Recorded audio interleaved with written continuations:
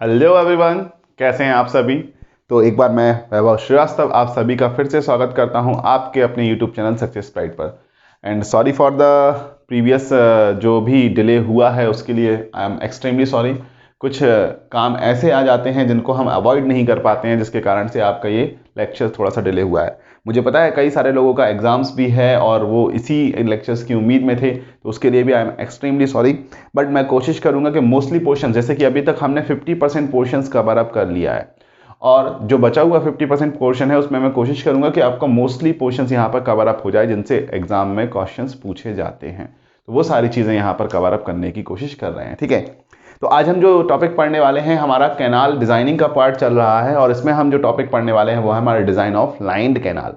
सबसे पहले तो समझना ही जरूरी है लाइंड कैनाल होता क्या है, ठीक है। लाइंड कैनाल होता क्या है, मान लीजिए यहां पर एक चैनल सेक्शन दिया हुआ है या कैनाल सेक्शन दिया हुआ है या चैनल सेक्शन हम बोल सकते हैं, ये दिया हुआ है, ठीक है।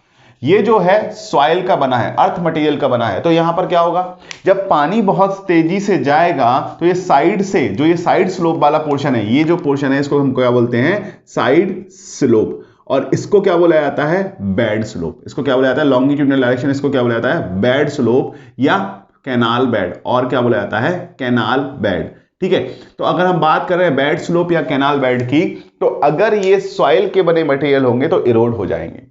तो इस इरोजन से बचने के कारण क्या होगा, या तो वाटर का लेवल नीचे आ जाएगा या सिल्टिंग होगी, तो सिल्टिंग के कारण वाटर का लेवल ऊपर जाएगा, यानी क्रॉस सेक्शन एरिया कम हो जाएगा। दोनों ही केसेस में डिस्चार्ज कैपेसिटी कम हो जाती है। तो हम क्या करते हैं, इसके अंदर के मटेरियल को, ये अंदर का जो मटेरियल है, ये अंदर का मटेरियल है, हम बात करें साइड स्लोप यानी बेड स्लोप, दोनों ही, या फिर हम बात करें साइड ऑफ कैनाल या bed of canal, are lined with a non erodible material.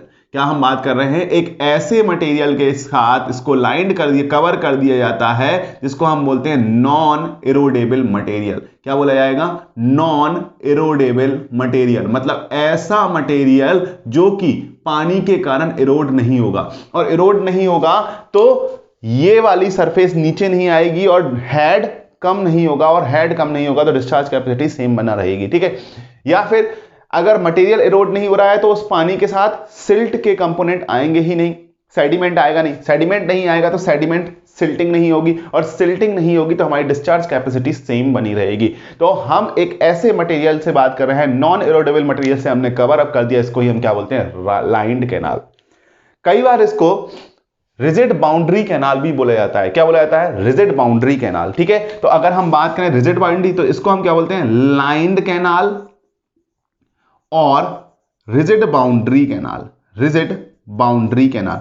Rigid boundary canal इसको क्यों कहा जाता है, अब वो समझना। रिजिड बाउंड्री कैनाल इसलिए कहा जाता है क्योंकि इसका side slope and bed slope can not be eroded, they are fixed at a place, के मतलब अब इनको चेंजेस नहीं हो रहे हैं। तो ऐसे मटेरियल को हम क्या बोलते हैं, रिजिड बाउंड्री कैनाल भी कहते हैं। तो सबसे पहले लाइंड कैनाल के बारे में लिखेंगे। लाइंड कैनाल होता क्या है कि lining of canal, lining of canal means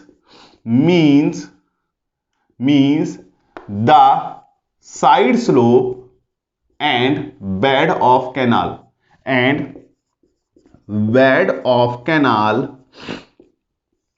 are covered with non-erodable, और हम लिख सकते हैं नॉन इरोडेबल भी लिख सकते हैं, नॉन इरोडेबल, और क्या लिख सकते हैं, स्टेबल मटेरियल। नॉन इरोडेबल और स्टेबल मटेरियल, तो इसको क्या बोलते हैं हम, लाइनिंग ऑफ कैनाल बोलते हैं। And these type of canal, these type of canals are said to be lined or rigid boundary canal, lined or rigid boundary canal, lined और रिजिड बाउंड्री कैनाल। तो हमने ये डेफिनेशन लिखी, lining of canal का मतलब क्या है? Lining of canal का मतलब है कि साइड स्लोप और बेड ऑफ कैनाल को कवर कर दिया जाएगा एक नॉन इरोडेबल या स्टेबल मटेरियल से, जिसके कारण लाइनिंग और रिजिड, उसको हम क्या बोलते हैं? लाइंड कैनाल या फिर रिजिड कैनाल इसको बोला जाता है। ठीक है, अब एक क्वेश्चन आता है कि भैया ये बताओ, सॉरी, किस लाइनिंग को करने की जरूरत क्या है? लाइनिंग को करने की जरूरत क्या है? देखिएगा, आपने पढ़ा हुआ था प्रीवियसली कि यहां से जो पानी होता है, जब एलोवियल कैनाल होता है तो पानी सीपेज के थ्रू लॉस होता है, और सीपेज के थ्रू लॉस होता है तो मतलब बहुत सारे लॉसेस हो रहे हैं। तो सीपेज लॉसेस को कम करेंगे तभी तो हमारा डिस्चार्ज कैपेसिटी बढ़ेगी, तभी तो हम बात करें डिस्चार्ज कैपेसिटी। या फिर पानी को तेजी से फ्लो करवाना है, पानी की स्पीड को बढ़ाना है, पानी की स्पीड को बढ़ाना है तो ये साइड में अगर अर्थ मटेरियल रहेगा उसको इरोड कर देगा, तो स्पीड बढ़ाना है। और जैसे भी हम बात कर रहे हैं Q इज इक्वल टू क्या होता है? A इंटू वी, और अगर स्पीड बढ़ी तो डिस्चार्ज क्या हो जाएगा? बढ़ जाएगा, मतलब कैनाल की कैपेसिटी क्या हो जाएगी? बढ़ जाएगी। तो हमेशा जो प्राइमरी पर्पस है वो दो पर्पस है, पहला सीपेज लॉसेस को रिड्यूस करना और दूसरा अल्टीमेटली कैपेसिटी को इंक्रीज करना। और सीपेज लॉसेस के कारण भी अल्टीमेटली कैपेसिटी ही इंड्यूस होती है या कैपेसिटी ही क्या होती है? इंक्रीज हो जाती है। तो अगर हम बात करें necessity of lining of canal is to reduce seepage losses and reduce and maintenance cost। Maintenance cost को भी ये क्या करेगा? कम कर देगा।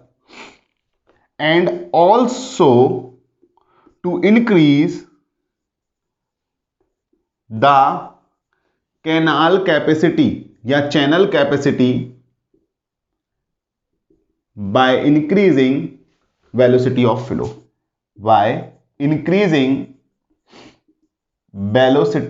फ्लो, वेलोसिटी ऑफ फ्लो जो है वो हम अगर इंक्रीज कर देंगे तो अभी हमारा क्या हो जाएगा? कैनाल कैपेसिटी इंक्रीज हो जाएगी। ठीक है, next point, seepage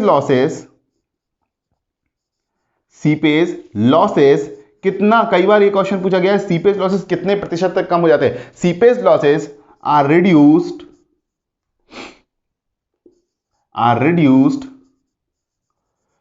between 2% to 5% of original losses. जो भी हमारे ओरिजिनल लॉसेस हो रहे थे उसके लगभग 2% से लेकर 5% तक हमारे सीपेज लॉसेस कम हो जाते हैं। तो ये पॉइंट जरूर ध्यान रखना है कि seepage losses lining of canal से कितना कम हो जाते हैं। तो सीपेज लॉसेस जो होते हैं वो लाइनिंग ऑफ कैनाल के कारण हमारा 2% to 5% कम हो जाते हैं। अब और भी चीजें इसमें पूछ सकता है कि लाइनिंग अगर हम करेंगे तो कब करेंगे? ठीक है, लाइनिंग हम करेंगे कब करेंगे, या लाइनिंग के एडवांटेज या डिसएडवांटेज क्या है? तो थोड़ा सा लाइनिंग के एडवांटेज एंड डिसएडवांटेज हम यहां पर लिख लेते हैं। ठीक है, तो next point,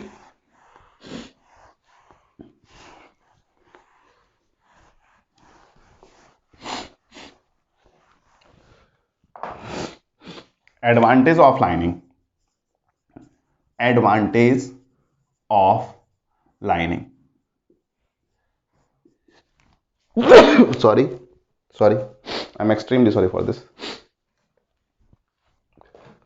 disadvantage of lining. तो हम बात करते हैं सबसे पहला एडवांटेज हमने क्या किया? Reduction in seepage losses,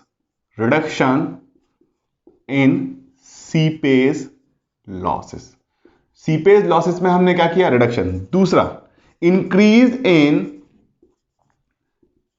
channel या कैनाल कैपेसिटी में कैसे इंक्रीज किया था? हमने क्या बोला था? हमने जो वेलोसिटी ऑफ फ्लो है, परमिसिबल वेलोसिटी ऑफ फ्लो है, उसको हमने क्या कर दिया है? इंक्रीज कर दिया। और जब परमिसिबल वेलोसिटी ऑफ फ्लो को इंक्रीज कर दिया है तो हमारा क्यू क्या होगा? इंक्रीज। और क्यू इंक्रीज होने से क्या है? चैनल कैपेसिटी या कैनाल कैपेसिटी इंक्रीज हो गई। तीसरा, रिडक्शन इन मेंटेनेंस कॉस्ट, जो भी मेंटेनेंस कॉस्ट है उसको हमने क्या कर रहा है? रिड्यूस कर दिया। कैसे?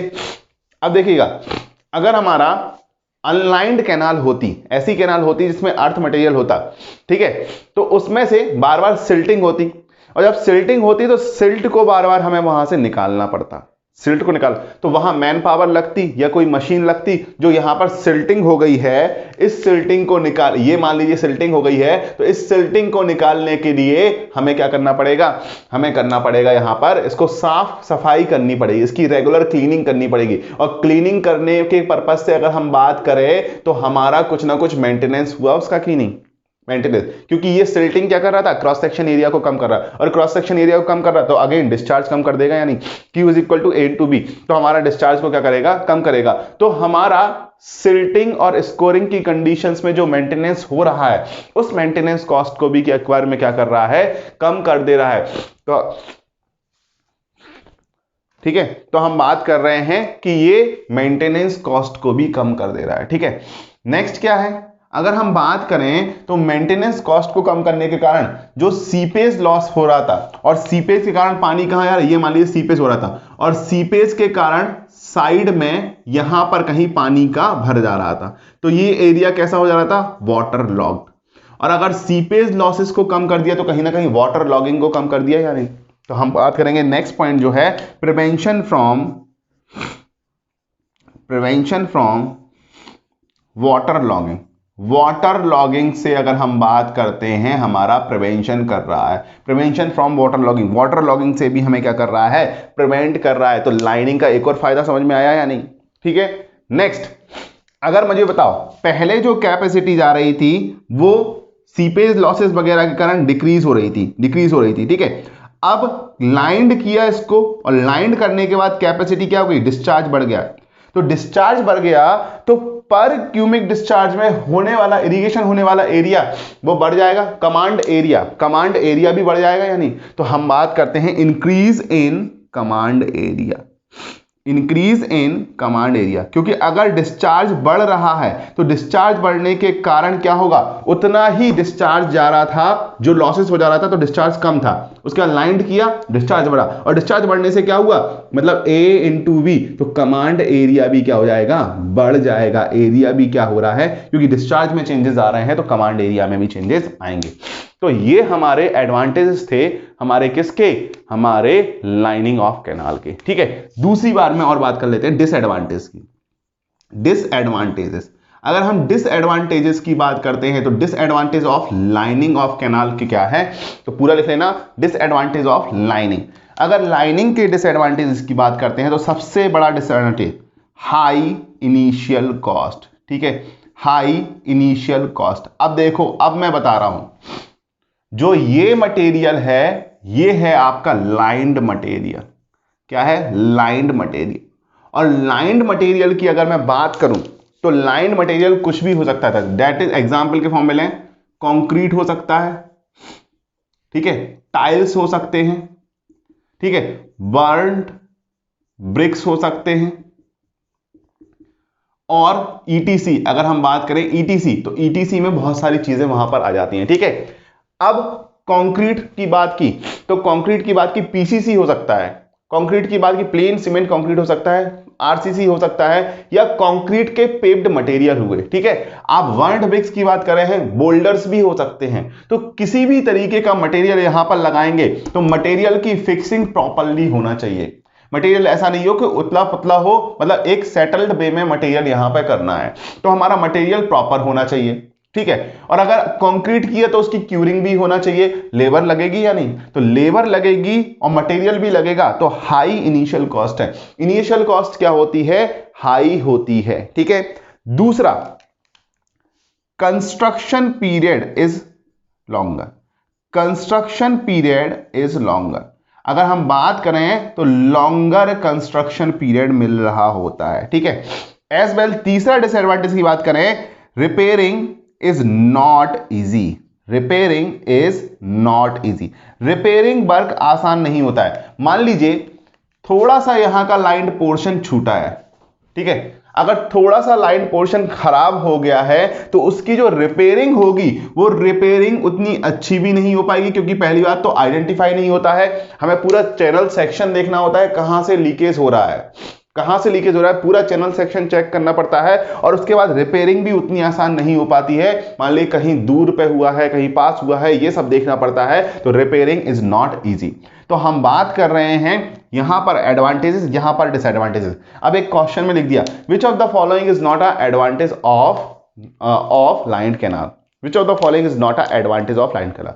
प्रिवेंशन फ्रॉम वाटर लॉगिंग, ठीक है, reduction in seepage, third one is channel increase in channel capacity, और option D is high initial cost, high initial cost. तो आपको पहचानना होगा कि कौन सा एडवांटेजेस नहीं है, तो क्या है, हाई इनिशियल कॉस्ट एडवांटेजेस नहीं है। जबकि मेंटेनेंस कॉस्ट को क्या कर दिया है, कम कर दिया, लेकिन इनिशियल कॉस्ट को क्या कर दिया गया है, बढ़ा दिया गया है। या आपसे पूछेगा which of the following is not correct, which of the following is not correct?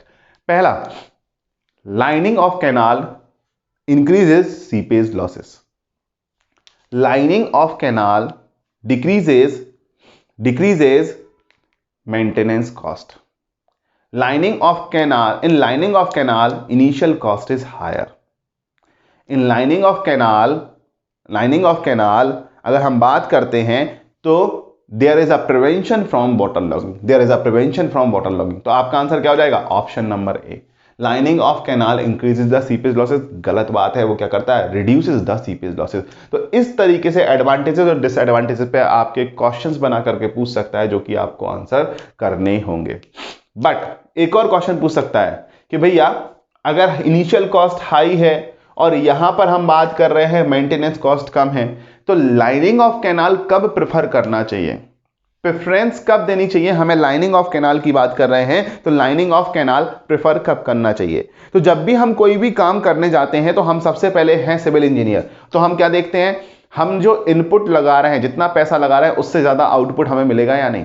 तो हम सबसे पहले एनालिसिस करते हैं, हम इकोनॉमिकल एनालिसिस करते हैं, रेट एनालिसिस जैसे हम बोलते हैं, या इकोनॉमिकल एनालिसिस करते हैं कि हमने जो सीपेज के कारण कितना पानी बच रहा है, उसका कितना रेवेन्यू बच रहा है, उसके कारण जो हमें रेवेन्यू मिलना था वो कितना रेवेन्यू हम बचा पा रहे हैं, और इस सारे इनिशियल कॉस्ट वगैरह में कितना लग रहा है। तो जब तक हमारा input is equal to output नहीं होगा, या input less than equal to output नहीं होगा, तो उस कंडीशन में हम लाइनिंग ऑफ कैनाल प्रेफर नहीं करेंगे। तो ध्यान रखना, lining of canal is only desirable when annual benefits are greater than annual investment. तो नोट करके पॉइंट लिख लेना, एक बहुत इंपॉर्टेंट पॉइंट है, ऑब्जेक्टिव में ये भी पूछ सकता है कि लाइनिंग ऑफ कैनाल कभी भी करोगे जब तुम्हारा मन होगा, बिल्कुल नहीं। हम बात करेंगे lining of canal, lining of canal is desirable, desirable मतलब करना चाहिए, ठीक है, डिजायरेबल व्हेन एनुअल बेनिफिट्स, अगर हम बात करें साल भर के जो बेनिफिट्स हैं, annual benefits are greater than annual investment, annual investment. और अगर हम बात करते हैं, अगर एनुअल जो है हमारे जो बेनिफिट्स हैं वो हम बात कर रहे हैं ग्रेटर देन है या फिर इक्वल टू भी हो जाते हैं एनुअल इन्वेस्टमेंट, इन्वेस्टमेंट मतलब इनपुट देना, और एनुअल बेनिफिट्स मतलब आउटपुट, जो भी हम रेवेन्यू से जनरेट कर रहे हैं।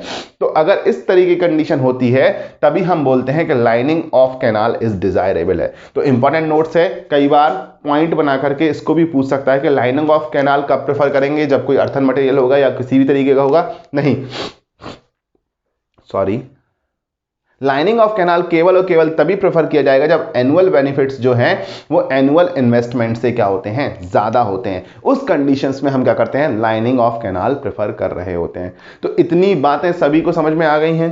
अगर इतनी बातें सभी को समझ में आ गई हैं, क्वेश्चन किस तरीके से पूछेगा तो आप इसका स्क्रीनशॉट ले सकते हैं, फिर हम इसके बाद आगे की तरफ बढ़ते हैं, ठीक है। चलिए नेक्स्ट, अब यहां से आपसे पूछता है कि लाइन्ड कैनाल जो है इसके डिजाइन स्टेप्स क्या है।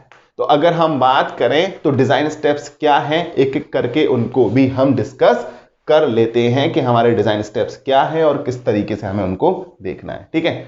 तो design steps of lined canal, या हम इस तरीके से बोल सकते हैं design of lined canal, lined canal. Lined canal की डिजाइनिंग किस तरीके से करते हैं। ठीक है, सबसे पहला स्टेप हम सबसे पहले यहां पर वेलोसिटी ऑफ फ्लो निकालते हैं। तो कैलकुलेट वेलोसिटी ऑफ फ्लो। अगर फ्लो वेलोसिटी की बात की जा रही है तो ध्यान रखिएगा, फ्लो वेलोसिटी जो हम निकालते हैं यूजिंग मैनिंग्स इक्वेशंस। किसका यूज करते हैं? Manning's equations. तो कई बार आपसे पूछ सकता है, जैसे कि हमने कैनेडीज में पढ़ा हुआ था कि जो मीन वेलोसिटी है वो चेजिस इक्वेशंस या मैनिंग इक्वेशंस दो में से कोई एक यूज करके हम निकालते हैं। जनरली कैनेडीज साहब ने क्या बोला था? चेजिस इक्वेशंस को यूज करना है। उसी तरीके से पूछ सकता है कि मैनिंग्स इक्वेशंस किस तरीके की कैनाल डिजाइनिंग के लिए यूज होता है, लाइंड कैनाल, अनलाइंड कैनाल। तो इस तरीके से हम पूछेगा तो हम बात करें जनरली लाइंड कैनाल के लिए हमारा क्या होता है? मैनिंग्स इक्वेशंस यूज किया जाता है। ठीक है, और चेजिस इक्वेशंस किसके लिए? एलुवियल कैनाल के लिए, जो कि कैनेडी साहब ने हमारा प्रेफर किया हुआ था। ठीक है, तो अब मैनिंग्स इक्वेशंस की बात आ गई है। तो मैनिंग इक्वेशंस क्या होता है? v is equal to 1/n r की पावर 2/3 इंटू s की पावर 1/2, यही होता है यानी। तो हमने पढ़ा हुआ था कि v क्या है हमारा, यहां पर ध्यान दीजिएगा, v क्या है? v हमारा मीन वेलोसिटी, या हम बात करें वेलोसिटी ऑफ फ्लो है, जो कि किसमें है? Metre per second. Velocity of flow in metre per second. Clear है? ठीक है, n क्या है? n क्या है जल्दी से बताइएगा, n क्या है? n है रफनेस कॉफिशिएंट या मैनिंग कॉफिशिएंट। ठीक है, यहां हम इसको क्या बोल रहे थे? रफनेस कॉफिशिएंट या मैनिंग्स कॉफिशिएंट, और इसको एक और नाम बोला था क्या? रजोसिटी कॉफिशिएंट। रजोसिटी कॉफिशिएंट। ठीक है, रजोसिटी कॉफिशिएंट भी हमने इसका एक नाम बोला हुआ था। अगेन ये किस पर डिपेंड कर रहा था? ये हमारा डिपेंड करता है, depend on surface of lined material. जो भी लाइंड मटेरियल है उसकी सरफेस पर डिपेंड कर रहा था। अगर रफ सरफेस है तो n की वैल्यू क्या थी? ज्यादा थी, और अगर सरफेस स्मूथ है तो उसकी n की वैल्यू क्या थी? कम थी। जैसे कि हम बात करें एक कंक्रीट, एक टाइल्स, तो कंक्रीट की रफनेस टाइल्स के कंपैरिजन में थोड़ी सी ज्यादा रहेगी, तो मैनिंग्स कॉफिशिएंट कंक्रीट के लिए ज्यादा होगा और टाइल्स के लिए क्या हो जाएगा? कम हो जाएगा। तो ये डिपेंड करता है डिपेंड करता है सरफेस ऑफ लाइन मटेरियल, मतलब n की वैल्यू टोटली डिपेंड कर रही है कि हमारा लाइन मटेरियल क्या है, उसके बेसिस पे हम बात करने वाले हैं। ठीक है, r इज इक्वल टू क्या होता है? Mean hydraulic radius. क्या होता है? Mean hydraulic radius. और मीन हाइड्रोलिक रेडियस आपने बहुत बार कैलकुलेट किया हुआ, क्या? Cross section area upon wetted parameter. Cross section area upon wetted parameter. और अगर हम बात करें एस क्या है? एस होता है आपका बेड स्लोप या फिर लॉन्गिट्यूडनल स्लोप। बेड स्लोप या फिर longitudinal slope of canal. Bed slope या लॉन्गिट्यूडनल स्लोप ऑफ कैनाल। तो हमारा ये क्या होता है? ये हमारा एस निकल करके आता है। तो इन सभी वैल्यू को रखने के बाद आपने क्या निकाला? यहां पर हमने v की वैल्यू निकाली। बट अगर हमें v की वैल्यू क्वेश्चन में दी होगी तब हमें ये वैल्यू कैलकुलेट करने की जरूरत नहीं होगी। जनरली v की वैल्यू जब आपसे कैलकुलेट करवाई जाएगी जब mean hydraulic radius, Manning's coefficient और बेड स्लोप आपको पता होगा। अगर इस क्वेश्चन इक्वेशन में कोई भी एक पैरामीटर पता नहीं है तब आप v की वैल्यू को कैलकुलेट नहीं कर सकते हैं, बिल्कुल भी कैलकुलेट नहीं कर सकते हैं। ठीक है, नेक्स्ट हम बात कर रहे हैं सेकंड स्टेप्स पे चलते हैं कि सेकंड स्टेप हमारी क्या थी। तो सेकंड स्टेप ध्यान रखना, तो देखिएगा इनके लिए डिफरेंट डिफरेंट वैल्यू होती हैं, अलग अलग वैल्यू होती हैं। कई बार मैच द फॉलोइंग ऐसे आए हुए हैं कि अलग अलग वैल्यू दी गई है, तो मैं ये बोलूंगा वो सारी वैल्यू याद करने की जरूरत नहीं है। आपको सिंपली एक काम करना है, ये चीज ध्यान रखना है कि जिसकी रफनेस ज्यादा उसके लिए मैनिंग्स कॉफिशिएंट ज्यादा होगा या रफनेस कॉफिशिएंट ज्यादा होगा, और जिसकी वैल्यू कम होगी उसके लिए रफनेस कॉफिशिएंट कम हो जाएगा। इतनी चीज याद रखोगे, मैच द फॉलोइंग में आसानी से मिला दोगे। ठीक है, सेकंड पैरामीटर, सेकंड, अगर मैं सेकंड की बात करता हूं तो सेकंड क्या है भैया? सेकंड ये बोलना है calculate cross section area. Calculate area of flow, area of flow और cross section area, cross section area if discharge is given, discharge is given. अगर डिस्चार्ज दिया हुआ है क्वेश्चन में तो हम क्रॉस सेक्शन एरिया निकालें। Cross section area equal to discharge upon velocity. क्या होगा? Discharge upon velocity. और ये फॉर्मूला आप कई बार पढ़ते हुए आए हैं, यानी ये फॉर्मूला आप कई बार पढ़ते हुए आ रहे हैं और वही फॉर्मूला आपको यहां पर ध्यान रखना है। ठीक है, अब बताओ मीन हाइड्रोलिक रेडियस आपको यहां पर पता थी या नहीं? तो अब तीसरा step, we know that mean hydraulic radius, we know that mean hydraulic radius R is equal to cross section area upon wetted perimeter, wetted perimeter। अब मुझे बताओ वेटेड पेरीमीटर का मतलब सभी को क्लियर है? लास्ट से हम पढ़ते आ रहे हैं। जैसे कि मान लीजिए ये आपका चैनल सेक्शन है, इस चैनल सेक्शन में जितना एरिया पानी से भीगा होगा, ये पेरीमीटर का, ये जितना एरिया पानी से भीगा होगा, ये जितना एरिया पानी से भीगा होगा, ये पूरा एरिया, ये पूरा एरिया जो हम यहां पर कवर्ड कर रहे हैं, इसको हम क्या बोलेंगे? Wetted parameter. मतलब ये गीला किया हुआ परिमाप, जो भी गीला किया हुआ परिमाप। तो यहां से ये और ये और ये पूरा वेटेड पैरामीटर कहा जाएगा। तो यहां पर आपको आर की वैल्यू तो पता होगा, कहां से? इस वाली इक्वेशन से आर की वैल्यू पता होगा। क्रॉस सेक्शन एरिया यहां से मिल गया या नहीं? अगर क्रॉस सेक्शन एरिया यहां से मिल गया है तो हमें क्या निकालना है? P की वैल्यू निकालना है। P यानी वेटेड पैरामीटर। तो हम निकालेंगे we calculate wetted parameter, we calculate wetted perimeter. हम वेटेड पेरीमीटर की वैल्यू निकालने की बात करते हैं। तो हम निकाल लेंगे R is equal to A by P से, यहां से क्या निकाल लेंगे? P is equal to A by R। तो यहां से ये वैल्यू हमने कैलकुलेट कर लिए। अब देखो यहां से जब वेटेड पैरामीटर कैलकुलेट कर लिए तो नेक्स्ट होता है कि हमें इस चैनल सेक्शंस के डायमेंशंस निकालने होते हैं। चैनल सेक्शंस के डायमेंशन, तो देखिएगा जब भी हम चैनल सेक्शंस के डायमेंशन निकालते हैं तो हम सबसे पहले adopt uh channel section,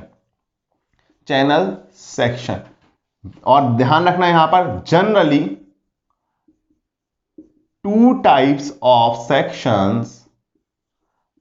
sections are adopted।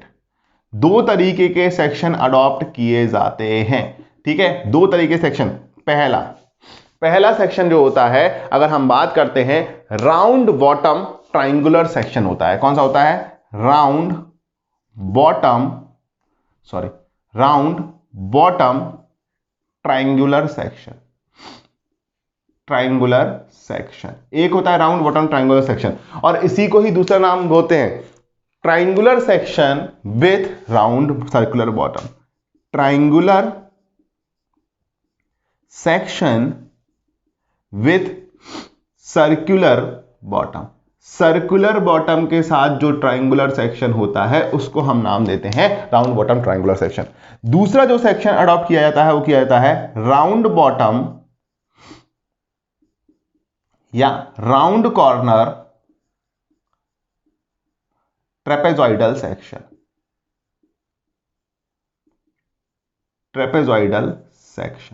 Round corner बात की है हमने, ठीक है, हमने राउंड बॉटम नहीं बोला, अब क्या बोला है? Round corner. ठीक है, तो देखो राउंड कॉर्नर, और कई बार एग्जाम वगैरह में वो राउंड बॉटम लिख देते हैं, तो इसमें बिल्कुल भी कंफ्यूज मत होना। राउंड बॉटम भी लिख सकते हो, राउंड कॉर्नर भी लिख सकते हो, दोनों ही वहां पर अडॉप्ट किए गए हैं। ठीक है, डिफरेंट एग्जाम में कई बुक्स में राउंड बॉटम लिखा है, कई बुक्स में राउंड कॉर्नर लिखा हुआ है, तो उसको कंफ्यूज नहीं होना है। ठीक है, तो नेक्स्ट अगर हम बात करें तो इसको हम बोलते हैं trapezoidal section with round corners. Round corners के साथ हमने ट्रेपेजॉइडल सेक्शन को अज्यूम किया है। ठीक है, अब कई बार क्वेश्चन पूछा जाता है कि सर ये जो सरफेस है वो राउंड क्यों की जा रही है? सरफेस को राउंड करने का केवल एक ही मकसद है, मीन हाइड्रोलिक रेडियस को बढ़ाना। और मीन हाइड्रोलिक रेडियस मतलब A बाई पी रेशियो को इंक्रीज करना। ठीक है, तो A बाई पी रेशियो को इंक्रीज करने के लिए हम यहां पर बात कर रहे हैं सरफेस को राउंड किया जाता है। सरफेस को क्या किया जाता है? राउंड। एक और क्वेश्चन पूछ सकता है कि राउंड बॉटम में जो हमारा जनरली डिस्चार्ज होगा वो कितना होगा। ध्यान रखना, अगर हम बात कर रहे हैं तो जनरली ये जो अडॉप्ट किया जाता है डिस्चार्ज जब 50 क्यूबिक से कम हो, उस कंडीशन में हम क्या अडॉप्ट करते हैं, हमारा राउंड बॉटम ट्रायंगुलर सेक्शन। और अगर हम बात करते हैं जब जनरली हमारा जो डिस्चार्ज है, जनरली हमारा जो डिस्चार्ज है वो 50 क्यूबिक से ज्यादा हो, उस कंडीशन में आप क्या यूज करते हो, ट्रापेजॉइडल सेक्शन। कई जगह ये वैल्यू 100 से 150 लिखी हुई है, 100 से 150 के बीच में लिखी हुई है, और ये वैल्यू 150 से ज्यादा लिखा हुआ है, लेकिन 150 क्यूबिक बहुत ज्यादा डिस्चार्ज होता है। तो जो हमने मेन कैनाल, ब्रांच कैनाल, उन सभी में भी डिस्चार्ज पड़े थे वो 10, 15, 20, 30 क्यूबिक तक ही पड़े थे। ठीक है, तो उसी बेसिस पे मैं यहां पर डिफाइन कर रहा हूं कि ये 50 क्यूबिक से कम और ये 50 क्यूबिक से, ऐसा क्वेश्चन कभी नहीं पूछा गया है, बस मैं जनरली आपको जनरल कंसिडरेशन बता रहा हूं। दूसरी चीज, जब हम ट्राइंगुलर सेक्शन लेकर के आते हैं तो उसमें मीन हाइड्रोलिक रेडियस पूछा जाता है कितना होगा, मीन हाइड्रोलिक रेडियस पूछा जाता है कितना, तो इनका थोड़ा सा कैलकुलेशन पार्ट भी है, वो भी हम यहां पर देखेंगे। उसके देखने के लिए हम पहले इसको नोट कर लीजिएगा, उसके बाद हम वो सारी चीजें वहां पर देखने की बात करते हैं। ठीक है, तो ये क्या है, जनरल कंसीडरेशन है कि कब प्रोवाइड करेंगे, जब डिस्चार्ज 50 क्यूबिक से कम होगा और डिस्चार्ज 50 क्यूबिक से ज्यादा होगा। ठीक है, अब इन दोनों सेक्शंस की मैं थोड़ी थोड़ी बात कर लेता हूं आपसे कि किस तरीके से ये दोनों सेक्शंस बनेंगे और किस तरीके से इनका हम यहां पर यूज कर रहे हैं। ठीक है, अगर इसमें लिखना हो तो ध्यान रखिएगा, राउंड सेक्शन इज अडॉप्टेड, इसके नीचे नोट करके पॉइंट लिख लो यार, पहले लिख लो इसके नीचे नोट करके, इसी के नीचे नोट करना, मैं यहां पे लिख दे रहा हूं आपका पॉइंट। ठीक है, नोट इसी के नीचे बनाना आप, round section is adopted, round section is adopted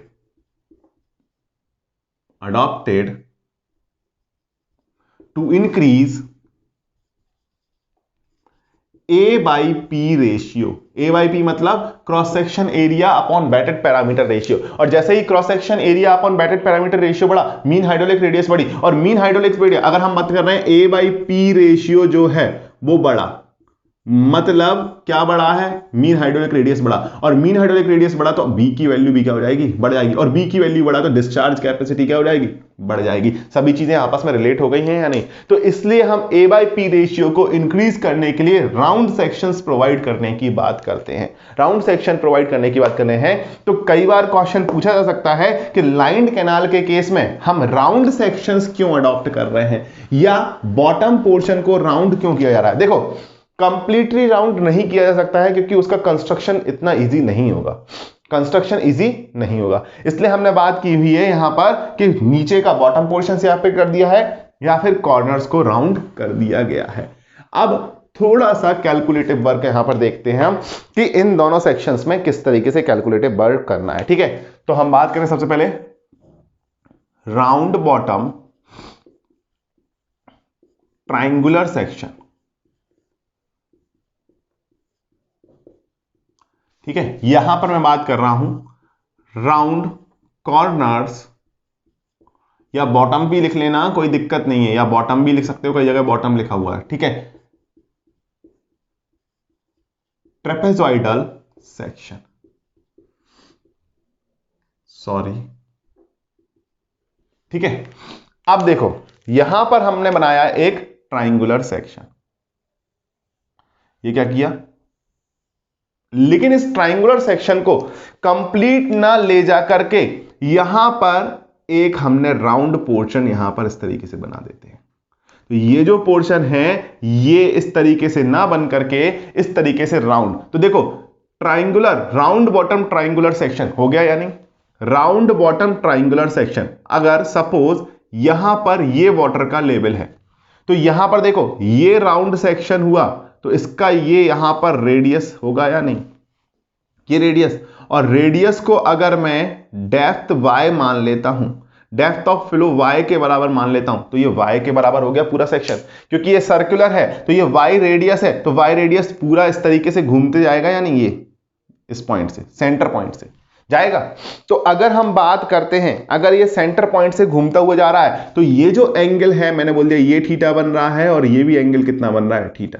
तो ये जो बाहर वाले एंगल है ये कितना बनेंगे, पाई बाई 2 माइनस थीटा, और ये भी कितना बनेगा, पाई बाई 2 माइनस थीटा बन जाएगा, बनेगा या नहीं, समझ में आ रही है बात? अगर ये सेक्शन बना तो तुम मुझे बताओ, अब यहां पर देखो ये एक तरीके से एक टेंजेंट जा रहा है, तो हम जनरली कंस्ट्रक्शन इस तरीके से करते हैं। हमें अगर मोस्ट इकोनॉमिकल सेक्शन बनाना है तो मोस्ट इकोनॉमिकल सेक्शन के केस में जो सर्कुलर सेक्शन पे वाटर की डेप्थ आ रही है और जो स्लांट हाइट आ रही है, जो स्लांट हाइट यानी तिरछी रेखा आ रही है, ये दोनों आपस में परपेंडिकुलर होना चाहिए। मतलब ये जो ब्लू कलर की लाइन है स्लांट हाइट है, ये सर्कल के साथ टेंजेंशियली मीट होना चाहिए, टेंजेंशियली मीट होना चाहिए, तो वो मोस्ट इकोनॉमिकल सेक्शन बनता है। लेकिन अगर ये 90 डिग्री ना आकर के कुछ एंगल आ जाए, कुछ एंगल आ जाए, तो उस कंडीशन में हमारा मोस्ट इकोनॉमिकल सेक्शंस कंसीडर नहीं होगा। तो एक क्वेश्चन ये भी पूछ सकता है कि लाइन्ड कैनाल में मोस्ट इकोनॉमिकल सेक्शन कब डिफाइन है? तो मोस्ट इकोनॉमिकल सेक्शन तब डिफाइन है जब सर्कुलर सेक्शन का रेडियस और जो स्लाइंट हाइट है वो आपस में जिस पॉइंट पर मिल रही है वहां पर एक 90 डिग्री प्लॉट हो रहा है या राइट एंगल पर एक दूसरे से मिल रही है। उस कंडीशन में ही हमारा क्या होगा? हमारा ये मोस्ट इकोनॉमिकल सेक्शन होगा। अगेन ये जो डेप्थ है, अगर हम बात करें तो ये जो डेप्थ है, इस डेप्थ को अगर मैं x बोल दूं तो क्या x की वैल्यू आप निकाल लोगे या नहीं? x की वैल्यू निकाल सकते हो? x की वैल्यू बिल्कुल आसानी से निकाल सकते हो। अगर ये आपका 90 डिग्री हो रहा है, समझना ये 90 डिग्री हो रहा है, तो ये जो होगा x की वैल्यू y cot थीटा हो जाएगी या नहीं? कैसे? ये π/2 है, तो π/2 अगर हम बात करेंगे 10 π/2 minus theta is equal to कितना होगा? इसके सामने परपेंडिकुलर x अपॉन y होगा, और x इज इक्वल टू क्या निकल गया? By cot theta, by cot theta. तो बाय कॉट थीटा यहां पर वैल्यू निकल करके हमारी आ गई है x की। तो यहां पर भी x की वैल्यू कितनी निकल करके आ जाएगी? बता दीजिएगा। x की वैल्यू यहां पर भी कितना निकल के आएगी? Bye cot theta. क्लियर हो रही है बात? तो अब देखो यहां पर, अब हमने ये ट्राइंगुलर सेक्शन निकाल लिया, हमें क्या निकालना है? विड्थ, और विड्थ तो हमें पता ही नहीं है। अगर हम बात करें विड्थ, तो विड्थ हमें पता नहीं है, तो हमें क्या निकालना है? मतलब y की वैल्यू निकाल लो, आपके सारे पैरामीटर निकल के आ जाएंगे। तो हम लिखेंगे cross section area A is equal to, अब मुझे बताओ, एक क्रॉस सेक्शन एरिया यहां आया है, दूसरा क्रॉस सेक्शन एरिया सर्किल का पार्ट आया है पूरा, और तीसरा क्रॉस सेक्शन एरिया ये आया है। जबकि पहला और तीसरा क्रॉस सेक्शन एरिया सेम हो जाएंगे या नहीं? आप अपने डायग्राम में मेंशन मत करना, मैं बस समझाने के लिए बताऊं। पहला और तीसरा क्रॉस सेक्शन एरिया सेम होंगे क्योंकि ये y और ये y cot थीटा, और ऊपर का कुछ ना कुछ होगा, ठीक है। तो ये 90 डिग्री बन रहा है, तो इसका ये आधार हुआ यानी बेस हुआ, या फिर आप मान लीजिए y cot थीटा को आप परपेंडिकुलर मान लीजिएगा और y को क्या मान लेंगे? बेस मान लेंगे। तो एरिया इज इक्वल टू कितना होगा? Half base into height. Base कितना है? y cot theta into height y, और ये जो डायमेंशन है पहला और तीसरे का है, तो इंटू 2 कर दोगे या नहीं? बात समझ में आई?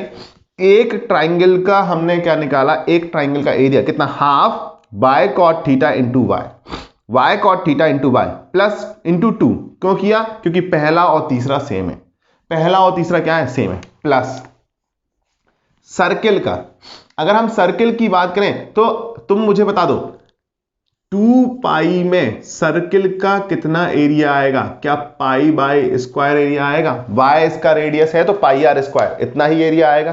तो बताओ 1 में कितना आएगा? पाई बाय स्क्वायर अपॉन 2 पाई, और ये टोटल कितना है? 2 थीटा, तो 2 थीटा में कितना आएगा? Pi by square upon 2 pi into 2 theta आएगा या नहीं? तो हम लिख देंगे यहां पर कितना? 2 थीटा में कितना एरिया आएगा? Pi by square upon 2 pi into 2 theta area आ गया। आ गया? अब देखो यहां पर अगर हम बात करते हैं तो इस 2 से ये 2 कैंसिल आउट, ये पाई से पाई कैंसिल आउट, 2 से 2 कैंसिल आउट। अब बचा क्या यहां पर? वाई स्क्वायर कॉट थीटा, और यहां बचा वाई स्क्वायर थीटा। तो ध्यान रखिएगा यहां पर एरिया इज इक्वल टू कितना हो जाएगा? Y square cot theta plus theta, जहां पर थीटा किसमें है? रेडियन में रखना है, और ये कॉस थीटा में ये थीटा किसमें है? ये भी आप रेडियन में रख देना, अदरवाइज आप इसको डिग्री में भी रख दोगे तो आपका काम निकल जाएगा, ठीक है। तो यहां से हमें थीटा पता करना होगा सबसे पहले और फिर वहां से निकालेंगे। और थीटा कैसे पता करोगे, y और y cot थीटा दिया होगा, उससे आप थीटा की वैल्यू निकाल सकते हो। ठीक है, तो पाई से पाई कैंसिल आउट हुआ, यहां बचाइए एरिया निकल करके आ गया कुछ ना कुछ एरिया।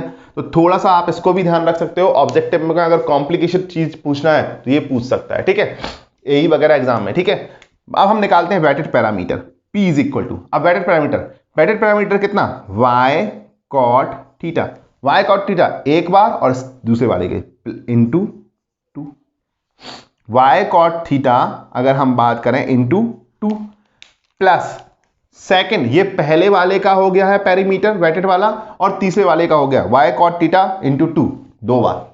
अब ये वाला सेक्शन लेना है, तो ये वाला सेक्शन बताओ क्या आएगा, ये वाला सेक्शन क्या तुम इसको पाई y, ठीक है, 2 पाई y अपॉन कितना 2 पाई इंटू 2 थीटा लिख सकते हो या नहीं। कैसे किया सर, ये समझ में नहीं आया सर, ये समझ में नहीं आया तो इसको समझते हैं, समझने की कोशिश करना। देखना, अगर मैं बात करता हूं 2 पाई में कितना पेरीमीटर होता है, 2 पाई r होता है, और r की जगह क्या है, रेडियस y है, r की जगह क्या है, रेडियस y, और y रेडियस जो है वो डेप्थ ऑफ फ्लो के बराबर है। जो रेडियस y है वो डेप्थ ऑफ फ्लो के बराबर है, जो सेंटर पे डेप्थ ऑफ फ्लो है y है या नहीं। तो 2 पाई में y, 1 में 2 पाई y अपॉन 2 पाई, और 2 थीटा में कितना हो जाएगा 2 पाई y अपॉन 2 पाई इंटू कितना 2 थीटा, वही लिखा है या नहीं। अब यहां पर बताओ जो कैंसिल आउट टर्म हो रहा है, क्या ये कैंसिल आउट हो गया या नहीं। अब बचा क्या 2 बाई कॉट थीटा और 2 बाई थीटा, तो यहां से आप 2 बाई कॉमन ले लो, तो 2 बाई कॉमन लिया कितना बना कॉट थीटा प्लस थीटा, तो ये किसका आ गया है, वेटेड पैरामीटर। तो तुम मुझे बताओ mean hydraulic radius a by P होता है या नहीं, और a की वैल्यू कितना है y square cot theta plus theta upon 2 by cot theta plus theta. तो यहां से एक बाई से एक y कैंसिल हो जाएगा, और यहां से कॉट थीटा प्लस थीटा से cot theta plus theta cancel out, तो r इज इक्वल टू क्या आ गया है, r is equal to y/2 आ गया है। तो कई बार ये क्वेश्चन पूछ लेता है कि अगर राउंड बॉटम ट्राइंगुलर सेक्शन है और सर्कुलर पार्ट का रेडियस 10 मीटर दिया गया है या सर्कुलर पार्ट का रेडियस 5 मीटर दिया गया है, तो मीन हाइड्रोलिक रेडियस निकालिएगा। तो आपको ये पूरी कैलकुलेशन करने की जरूरत नहीं है, ये रिजल्ट याद रखना है कि राउंड बॉटम ट्राइंगुलर सेक्शन पे मीन हाइड्रोलिक रेडियस डेप्थ का या सर्कुलर पोर्शन के रेडियस का हाफ हो जाता है अगर ये दोनों आपस में 90 डिग्री मैच कर रहे हैं। ठीक है, तो ये एनालिसिस हमारे लिए इंपॉर्टेंट है, ये रिजल्ट हमारे लिए इंपॉर्टेंट है, इस पे ऑब्जेक्टिव बना करके आपसे पूछा जा सकता है। तो राउंड बॉटम ट्राइंगुलर सेक्शंस ये क्लियर हुआ पूरा, इसकी कैलकुलेशन कैसे करना है राउंड बॉटम ट्राइंगुलर सेक्शन में, ये सारी चीजें क्लियर है या नहीं। अब हम आते हैं राउंड कॉर्नर ट्रेपेजॉइडल सेक्शन पे। ठीक है, अब देखो यहां से y कैलकुलेट हो गया, r की वैल्यू आपको क्वेश्चन में पता थी, वहां से y कैलकुलेट हो गया, और y कैलकुलेट हो गया तो बाकी पैरामीटर आसानी से कैलकुलेट हो जाएंगे या नहीं।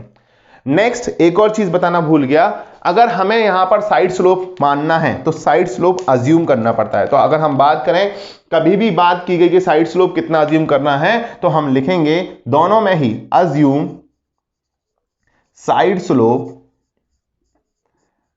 Is equal to 1.5 horizontal to 1 vertical. तो यहां पर 1.5 हॉरिजॉन्टल टू 1 वर्टिकल, जबकि हम पीछे जो बात कर रहे थे अनलाइंड कैनाल में कितना हाफ हॉरिजॉन्टल टू 1 वर्टिकल यहां पर ले रहे थे, यहां पर 3/2 हॉरिजॉन्टल टू 1 वर्टिकल। यहां पर भी अगर हम बात करें तो साइड स्लोप जो अज्यूम करना है वो कितना अज्यूम करना है, assume side slope to be 1.5 horizontal to 1 vertical assume करते हुए बात करना है। क्लियर हुई बात सभी को, इतनी बात क्लियर हुई। तो ये सारे आपके बेसिक क्वेश्चंस हैं जो आपसे पूछे जा सकते हैं। ठीक है, नेक्स्ट अब हम बात कर रहे हैं राउंड कॉर्नर ट्रेपेजॉइडल सेक्शन। तो ये तो मेरा ट्रेपेजॉइडल सेक्शन है। अब ट्रेपेजॉइडल सेक्शन है तो ट्रेपेजॉइडल सेक्शन में जो कॉर्नर्स हैं वो कैसे करने हैं, आपको राउंड करने हैं। तो ये कॉर्नर्स को आपने क्या किया, राउंड्स कर दिया। अब कॉर्नर्स को राउंड किया हुआ है तो तुम मुझे बताओ यहां से यहां तक ये जो आया है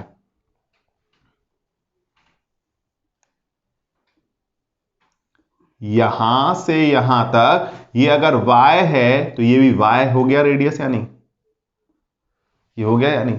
ठीक है, तो इसी तरीके से अगर हम बात करें, ये जो सेंटर में जाएगा ये कितना आएगा y। ठीक है, और यहां से यहां तक भी ये भी कितना आएगा, ये भी y आ जाएगा। आ गया या नहीं। तो देखो इस वाले पोर्शन को मैं विड्थ मानता हूं v, इस वाले पोर्शन की विड्थ कितनी मानता हूं v। ठीक है, यहां पर अगर मैं बोलता हूं ये एंगल थीटा है और ये एंगल थीटा है, अगेन ये 90 डिग्री बन रहा था और ये भी कितना बन रहा था, 90 डिग्री बन रहा था। तो ये जो एंगल निकल करके आएगा ये क्या, π/2 माइनस थीटा, और ये वाला एंगल भी क्या निकल करके π/2 माइनस थीटा निकल करके आएगा या नहीं, बता दीजिएगा, आएगा।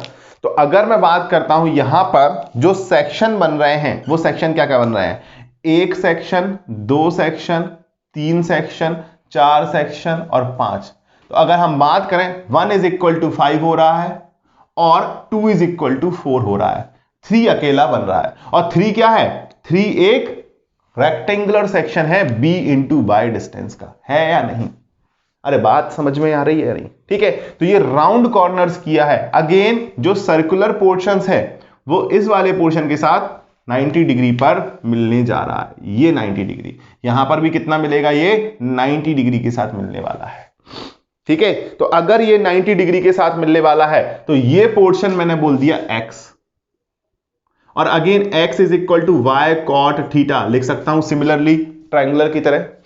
यहां पर भी क्या x is equal to y cot theta लिख सकते हैं या नहीं, x is equal to y cot theta. तो अगेन वही सारे पैरामीटर चेक करने हैं। तो हमने बात की है cross section area, cross section area first का निकाल लो, फर्स्ट का कितना होगा, half into y cot theta, और फर्स्ट का और हम देखें और फिफ्थ का सेम है तो इंटू 2 कर दिया। फर्स्ट का और फिफ्थ का सेम है, फर्स्ट ट्राइंगल है। ठीक है, थर्ड वन का निकालो, थर्ड वन का निकालोगा b into y, third one का हो गया। अब बचा सेकंड और फोर्थ का, तो सेकंड और फोर्थ का सिमिलर तरीके से निकालोगे तो क्या निकल के आएगा, pi Y square upon 2 pi into theta. किसका लिया, सेकंड का, और ये कितने टाइम्स, 2 टाइम्स, क्योंकि सेकंड और फोर्थ का सेम है। Pi Y square upon 2 pi into theta, यहां 2 थीटा था क्योंकि डायरेक्टली 2 थीटा के लिए निकाल रहे थे, यहां पर केवल एक है थीटा, तो थीटा के लिए निकाला, इंटू 2 से मल्टीप्लाई कर 2 थीटा हो गया या नहीं। अगेन अब इसको थोड़ा सा अरेंज करने की कोशिश करें तो ये कितना आएगा, बी वाई। ठीक है, अब यहां पर कुछ टर्मिनोलॉजी कैंसिल आउट करते हैं अपन, 2 से 2 कैंसिल आउट, यहां पर अगर हम बात करें पाई से पाई और 2 से 2 कैंसिल आउट। ठीक है, तो ये टर्मिनोलॉजी क्या बन रही है, b y plus y square cot theta plus theta. मतलब ये जो टर्म आ रहा था y square cot theta plus theta, इसमें केवल टर्म क्या जुड़ गया है, बी वाई टर्म जुड़ गया है, केवल बी वाई टर्म जुड़ गया है, बाकी एक्सप्रेशन लगभग सेम रहने वाला है। तो हमारा ये ए की वैल्यू यहां पर निकल करके आ गई है। ठीक है, पेरीमीटर, अगर हम पेरीमीटर की बात करें तो पेरीमीटर इज इक्वल टू कितना होगा, ये वाला portion y cot theta into 2, ठीक है, ये वाला पोर्शन प्लस बी, और फिर ये सर्कुलर पोर्शन, तो एक का सर्कुलर पोर्शन अगर हम निकालें तो वो कितना आता है, 2 pi Y upon 2 pi into theta into multiplied by 2, क्योंकि 2 के लिए हमने निकाला कितना है, 2 pi Y by 2 pi, 2 pi Y कहां गया, हाँ 2 पाई वाई बाई 2 पाई ये लिखा, और यहां पर एंगल कितना है, यहां पर 2 थीटा था, यहां पर कितना है थीटा, थीटा किया और इंटू 2। अब यहां पर कुछ टर्म कैंसिल आउट करते हैं तो 2 पाई से 2 पाई कैंसिल आउट हो गया। ठीक है, अब बचा क्या देखते हैं, perimeter is equal to b plus कितना, 2 y cot theta plus theta. तो इसमें अब क्या ऐड हो गया, केवल ये बी पैरामीटर ऐड हो गया, बाकी दोनों को ऐसा मिला दोगे तो ट्रायंगुलर सेक्शन ही बन जाएगा, अगर ये बीच वाला पोर्शन खाली कर दोगे तो इस तरीके से क्रॉस सेक्शन एरिया भी थोड़ा बढ़ गया, और क्रॉस सेक्शन एरिया बढ़ने के कारण हम बात करते हैं हमारा फ्लो बढ़ जाएगा, डिस्चार्ज बढ़ जाएगा, तो वो प्रॉपरली डिजाइन भी प्रॉपर हो जाती है इस सेक्शन की, बल्कि इस सेक्शन की डिजाइन प्रॉपर नहीं हो सकती है। तो यहां पर क्या मीन हाइड्रोलिक रेडियस y/2 लिख सकते हो क्या, बिल्कुल नहीं, क्योंकि यहां पर बी वाई है और यहां पर क्या है v, तो y/2 नहीं लिखा जाता। अगर लिखना चाहो तो फिर तुम्हें क्या करना पड़ेगा, यहां से y कॉमन ले लो, यहां से ले लो y कॉमन, तो y कॉमन लिया तो ये कितना बचा, b plus y cot theta plus theta. अब बताओ, अब लिख पा रहे हो क्या, क्योंकि यहां पर 2y है, यहां पर y है, तो ये आपस में कैंसिल आउट नहीं हो सकते, ये आपस में क्या नहीं हो सकते हैं, कैंसिल आउट नहीं हो सकते हैं। तो यहां पर मीन हाइड्रोलिक रेडियस y/2 नहीं होगा, आपको पूरा कैलकुलेशन करना होगा। तो दोनों सेक्शंस में बात समझ में आई किस तरीके से कैलकुलेशन करनी है। कभी अगर क्वेश्चन आता है कि ट्रेपेजॉइडल सेक्शंस है, बॉटम जो है वो राउंडेड है, तो उसमें आप वेटेड पैरामीटर निकालिएगा, तो निकाल लोगे।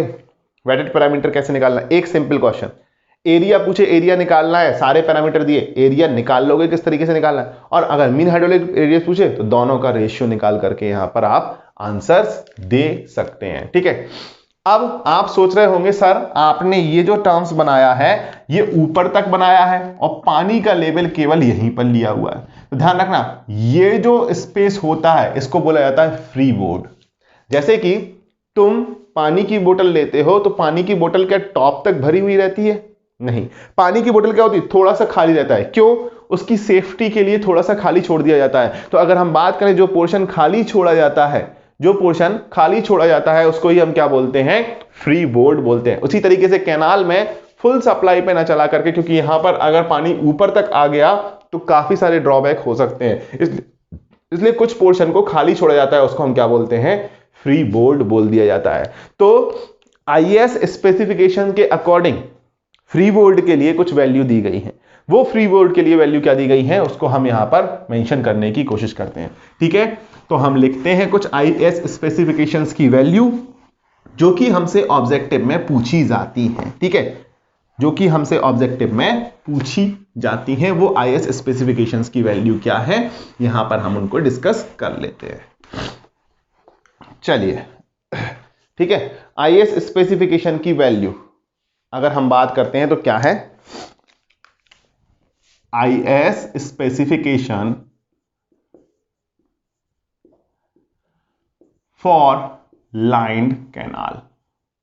लाइन्ड कैनाल के केस में आईएएस स्पेसिफिकेशंस क्या क्या है वो हम यहां पर बात कर रहे हैं। ठीक है, अच्छा तुम्हें ये पता है आईएएस स्पेसिफिकेशन में आईएस कोड कौन सा है, आईएस 10430/1982, जो कि रिवाइज हो चुका है 2000 में, जो कि रिवाइज हो चुका है किसमें, 2000 में। तो अब जो कोड है वो IS 10430/2000 भी आपको मिलेगा, लेकिन बहुत सारी चीजें पुराने प्रोविजन के अकॉर्डिंग हम लेकर के डिजाइन करते हैं। ठीक है, तो अगर हम बात करते हैं तो ध्यान रखना freeboard should be 0.75 metre for discharge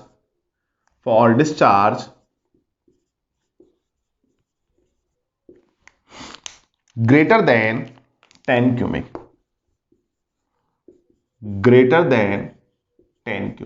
अगर आपका डिस्चार्ज 10 क्यूबिक से ज्यादा है तो उस कंडीशन में जो फ्री बोर्ड लिया गया है वो फ्री बोर्ड 0.75 लिया गया है। तो ध्यान रखना ये बात जो की जा रही है वो जनरली बोला गया है, किसके अकॉर्डिंग, आईएएस स्पेसिफिकेशंस के अकॉर्डिंग। आईएएस स्पेसिफिकेशंस की बात कर रहे हैं, वो हमारा क्या बोला गया। अब फ्री बोर्ड को थोड़ा सा समझिएगा, ठीक है, तो ये जो है हमारा कैनाल का ये फुल सप्लाई लेवल है, ये क्या है, एफएसएल। एफएसएल मतलब क्या होता है, फुल सप्लाई लेवल। तो फुल सप्लाई लेवल ये है और यहां तक हमने लाइनिंग की हुई है, यहां तक क्या किया है, लाइनिंग, ये लाइनिंग की हुई है, सपोज ये लाइनिंग की है। तो फुल सप्लाई लेवल से लाइनिंग के बीच में जो पोर्शन आता है, टॉप ऑफ लाइनिंग के बीच में जो डिस्टेंस होती है उसको हम क्या बोलते हैं, फ्री बोर्ड बोला जाता है। तो हम इसको लिख सकते हैं depth between top of lining and full supply level in canal. Canal में जो फुल सप्लाई लेवल है और जो हमारा लाइनिंग की टॉप विड्थ है, इसके बीच में जो भी हमारा टॉप पॉइंट ऑफ लाइनिंग और हमारा जो फिल सप्लाई लेवल है, इनके बीच में जो हमारा डेप्थ होगा उसको हम क्या बोलेंगे, फ्री बोर्ड बोला जाएगा। ठीक है, उसको क्या बोला जाएगा, फ्री बोर्ड। दूसरा point, the permissible velocity in lined canal varies between 1.5 metre per second to 2.5 metre per second. अगर हम बात करें तो 1.5 मीटर पर सेकेंड से लेकर के 2.5 मीटर पर सेकेंड के बीच में हमारी जो वेलोसिटी है वो वेरी कर रही होती है। ठीक है, तो अगर हम बात करें सीमेंट कंक्रीट के लिए, ठीक है, अगर हम बात करें सीमेंट कंक्रीट के लिए तो हम बात करते हैं cement concrete for cement concrete lining. Cement concrete lining, अगर सीमेंट कंक्रीट लाइनिंग की बात करें तो हमारी जो वेलोसिटी होती है वो 2 मीटर पर सेकंड से लेकर के 2.5 मीटर पर सेकंड अज्यूम की जाती है। अगर क्वेश्चन में गिवन नहीं है और हमारे पास डाटा भी अवेलेबल नहीं है तब हमें डिजाइनिंग करने के लिए वो वेलोसिटी को अज्यूम करना होगा, और जब हम वो वेलोसिटी अज्यूम करते हैं तो 2 मीटर पर सेकंड से लेकर के 2.5 मीटर पर सेकंड तक अज्यूम कर लेते हैं। ठीक है, तो पहला पॉइंट। दूसरा पॉइंट, फॉर वर्ल्ड क्ले, अगर वर्ल्ड क्ले की है यानी जला हुआ थोड़ा सा सिका हुआ क्ले है, उसके लिए अगर हम बात करते हैं तो ये जो वैल्यू आती है वो 1.8 मीटर पर सेकेंड ली जाती है। कितना लिया जाता है, 1.8 मीटर पर सेकेंड ले लिया जाता है, directly 1.8 metre per second IS specification के अकॉर्डिंग बात कर रहे हैं हम। ठीक है, third one is for bricks. ठीक है, अगर हम ब्रिक वर्क की लाइनिंग करते हैं, सॉरी ब्रिक नहीं बोल्डर्स हैं यहां पर, फॉर बोल्डर लाइनिंग। अगर बोल्डर की लाइनिंग की गई, बोल्डर मटेरियल की लाइनिंग की गई है तो जो हमारी वैल्यू लेते हैं वो 1.5 मीटर पर सेकेंड ले ली जाती है। कितना ले ली जाती है, 1.5 मीटर पर सेकेंड। तो जनरली जो रेंज होती है वो 1.5 मीटर पर सेकेंड से लेकर के 2.5 मीटर पर सेकेंड के बीच में ली जाती है, और उनकी जो वैल्यूज होती हैं वो किस तरीके से अडॉप्ट की जाती हैं यहां पर हमने वो भी डिस्कशंस किया हुआ है। तो ये जो दो इंपॉर्टेंट पॉइंट है आईएस स्पेसिफिकेशंस के, तो फ्री बोर्ड के बारे में एक बार पूछा गया है कि कितने डिस्चार्ज के लिए लेते हैं ये वैल्यू, तो 10 क्यूबिक से ज्यादा के लिए लेते हैं। ठीक है, 0.75, और 10 क्यूबिक से कम हो तो ये वैल्यू चेंज हो सकती है, वो उसके लिए अलग से टेबल है आईएस स्पेसिफिकेशन आईएस कोड में, तो आप वहां पर देख सकते हैं। ठीक है, दूसरी चीज परमिसिबल वैल्यू हमने इसलिए लिखा हुआ है क्योंकि अगर कोई भी क्वेश्चन ये पूछ लिया कि सीमेंट कंक्रीट लाइनिंग की गई है उस समय वेलोसिटी कितना लेना है, तो आप इस ऑब्जेक्टिव को प्रॉपर्ली आंसर्स कर पाए, इसलिए हमने इस चीज को यहां पर प्रॉपर्ली देखा हुआ है। ठीक है, तो ये था हमारा लाइनिंग ऑफ कैनाल से रिलेटेड पोर्शंस। तो क्या करें, इसमें एक क्वेश्चंस भी कर लें क्या, अलग से वीडियो की जरूरत नहीं पड़ेगी। आई थिंक इसमें ही एक क्वेश्चंस को मैं एक कंप्लीट करवा देता हूं जो कि आपके लिए हेल्पफुल रहेगा। ठीक है, बट ये डाटा जो है हमने चैनल सेक्शंस कैसे निकाले हुए हैं, सारी चीजें कैसे कैलकुलेट की हैं, ये सारी चीजें आपको ध्यान रखना होगा। ठीक है, तो कैलकुलेटर निकाल लो, एक सिंपल सा क्वेश्चंस यहां पर देख लेते हैं। कुछ डाटा है जो रैंडम डाटा दे रहा हूं, कुछ गलतियां हो तो उसके लिए क्षमा कर देना। ठीक है, तो उस तरीके से हम बात कर रहे हैं। Design a lined canal for 100 cubic discharge, 100 cubic discharge with bed slope of 1 in 2500. Take permissible velocity of flow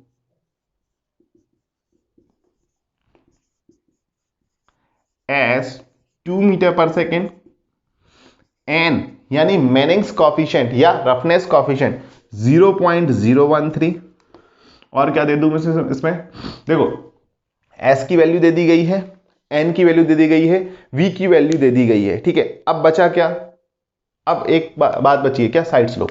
assume side slope to be 1.25 horizontal to 1 vertical. अब देखो साइड स्लोप चेंज हो गया है 1.25 हॉरिजॉन्टल टू 1 वर्टिकल। इस sections को बना लेते हैं, ठीक है। इस सेक्शंस को हम क्या करते हैं, बना लेते हैं, उसके बाद हम आगे की बात करेंगे। सेक्शंस को बनाओ सबसे पहले। तो हम क्या करते हैं, यहां पर अडॉप्ट कर लेते हैं। देखो हमारा डिस्चार्ज क्या है, 100 क्यूबिक पर 100 क्यूबिक है, मतलब 100 मीटर क्यूब पर सेकेंड। तो हम सेक्शन कैसा अज्यूम करें, तो हम सॉल्यूशन लिखते हैं। सॉल्यूशन सबसे पहले assume a trapezoidal section with round corners। अब देखो ट्रेपेजॉइडल सेक्शंस तो किया गया है, और किसके साथ किया गया है, राउंड कॉर्नर्स के साथ। तो हमने ट्रेपेजॉइडल सेक्शन बनाया, ये ट्रेपेजॉइडल सेक्शन बनाया। अब इसके कॉर्नर्स को कैसा कर दीजिएगा, राउंड कर दीजिएगा, राउंड कॉर्नर्स कर दिए।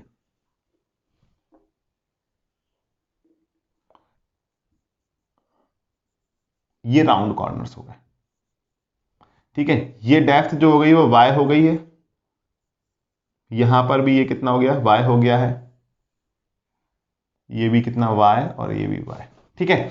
अब ये वाला एंगल कितना आएगा ये हमें देखना है, या ये वाला एंगल कितना आएगा ये हमें देखना है।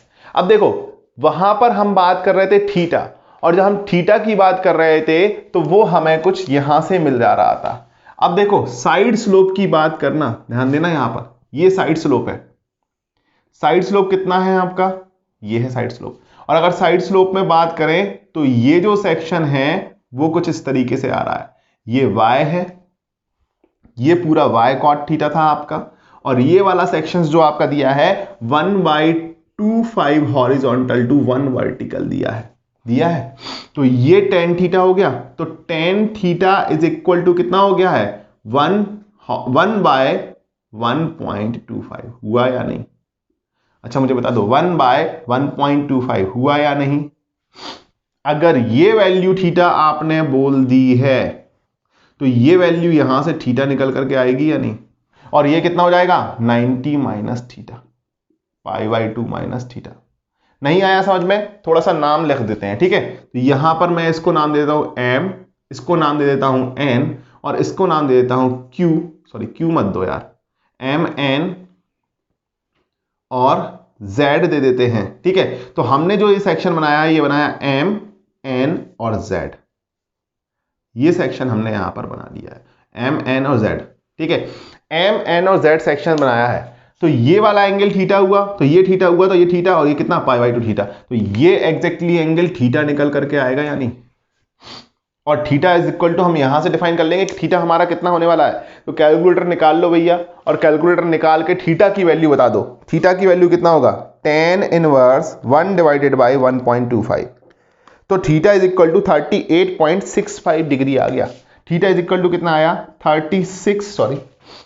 38.65 डिग्री, ठीक है। 38.65 डिग्री निकल के आया। तो ये तो थीटा की वैल्यू किस में निकल के आई, डिग्री में। अगर आपको इसको रेडियन में कन्वर्ट करना है तो आपको पता है 2π, अगर हम बात करते हैं 180 degree is equal to 2π radian. तो 1 degree is equal to 2π upon 180 degree. तो कितना है 38.65। तो 38.65 degree is equal to 2π upon 180 degree into 38.65। और इसको निकालिएगा तो हम क्या लिखेंगे, थीटा रेडियन में कितना आ रहा है। सॉल्व कीजिएगा इसको, 2 into pi into 38.65 divided by 180 degree. तो ये कितना आ रहा है, जल्दी बताइएगा।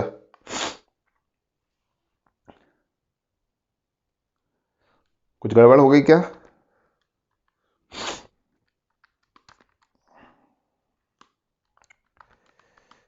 चलो कितना आ रहा है, 1.349। सभी का ही इतना आ रहा है क्या, 1.349, 1.349, तो 1.349 यही आया है क्या, क्लियर है। सॉरी कितना आना चाहिए, 38 डिग्री का 1.35 49 कहाँ आता है? 0.6 के आसपास आना चाहिए इसका तो वैल्यू।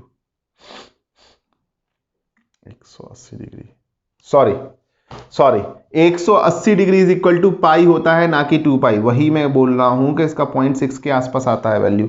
ये कैसे आ गया है? चलो 38.65 डिवाइडेड बाई 180, तो ये कितना है? 0.674। तो हम बात करेंगे थीटा कितना आ गया है? 0.674 रेडियन निकल करके आया है। तो ये रेडियन में भी वैल्यू निकाल ली है हमने, और किस में निकाल ली है? हमने निकाल ली है हमने निकाल ली है डिग्री में भी। ठीक है, अब हमें क्या निकालना है? हमें निकालना है वेलोसिटी दी गई है, तो हम सबसे पहले कैलकुलेट करेंगे। Calculate cross section area. Cross section area निकाले। A इज इक्वल टू क्या होता है? Q बाई वी, और Q इज इक्वल टू 100 और V की वैल्यू 2 मीटर पर सेकेंड, यानी 50 मीटर स्क्वायर। कितना आ गया है भैया? 50 मीटर स्क्वायर निकल करके आया है। अगर 50 मीटर स्क्वायर निकल करके आया है तो आपके पास इक्वेशन है फ्रॉम द डायग्राम। अगर हम डायग्राम से बात करें तो डायग्राम से ये निकल के कितना आएगा? Area is equal to B into y plus, कितना था? B into y plus y square cot theta plus theta. ये वैल्यू अभी हाल पढ़ के आए हो या नहीं?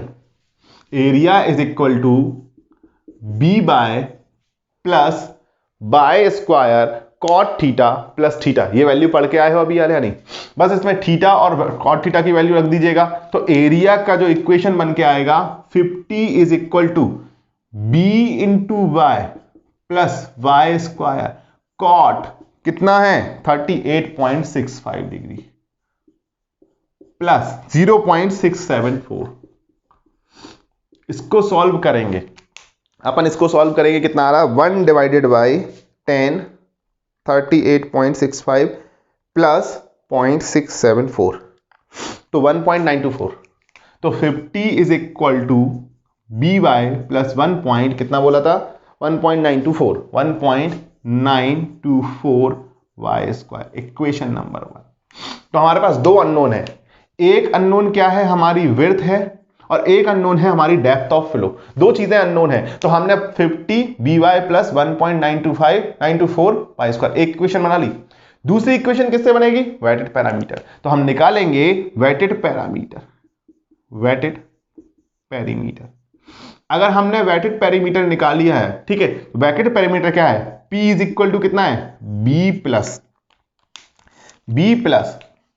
2y cot theta plus theta. क्या हमने यही इक्वेशंस थोड़ी देर पहले पढ़ी हुई थी? या नहीं? B plus 2y cot theta plus theta. अब यहां पर हम वैल्यू रखेंगे, लेकिन आपको क्या P की वैल्यू पता है? आपको क्या P की वैल्यू पता है? नहीं। इस इक्वेशंस को थोड़ा सा हम यहां पर रेस्ट कर देते हैं, ठीक है। बट हमें क्या पता है? एस वी नो क्या? As we know V is equal to 1 by n R की पावर 2/3 S की पावर 1/2।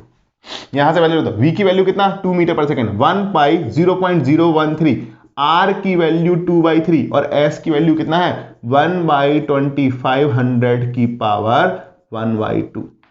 यहां से R की वैल्यू निकाल लो भैया सबसे पहले। तो R इज इक्वल टू कितना आता है? देखो कैलकुलेट करो सभी लोग कैलकुलेट करो।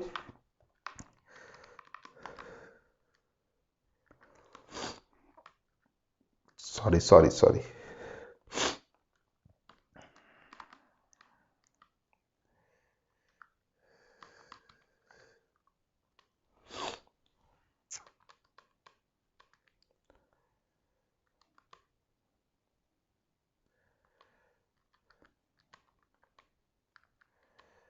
1.482। R इज इक्वल टू कितना आया? 1.482।